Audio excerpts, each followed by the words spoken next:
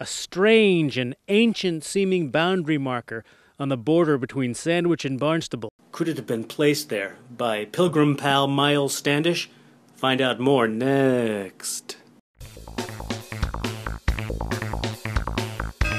CapeCast! Howdy folks, I'm Eric Williams and welcome to CapeCast, the official webcast of the Cape Cod Times. We're on Sandy Neck Road, and here's a fine town boundary marker, Barnstable Sandwich. We're on the town line.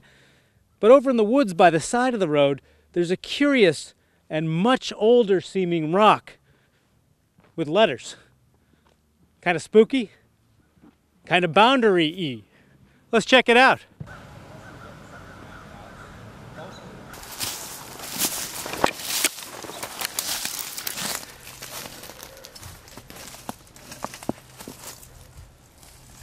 Here's the question. Could Myles Standish, that famous old-school guy associated with the Pilgrims, been part of a survey team that installed this boundary marker somewhere around 1650? Bob Golden, town surveyor for the town of Barnstable, thinks so. Quote, "It's one of the most beautiful stones I have ever looked at," close quote, Golden told us in a phone interview. Quote, "I believe that it was set in 1650, close quote. Golden believes it is one of the oldest boundary markers on Cape Cod. When asked if Myles Standish could have carried the stone or inscribed the letters B and S on it, Golden said, well, at least Standish supervised the operation. Here's what else we think we know.